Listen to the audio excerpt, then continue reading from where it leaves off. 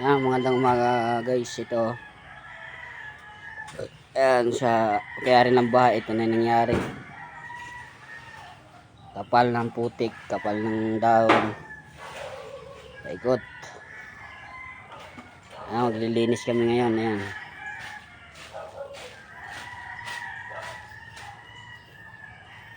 Hindi. Ayan guys. Oh. So kinakalaykay namin para makakuha lang yung mga dahon na nakadikit sa lupa. Hindi kaya ng walis. Hindi pala ng tubig dito. Ito hanggang dito. Ikot.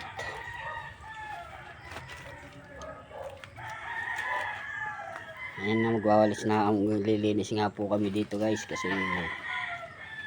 baka magpunta yung mayari.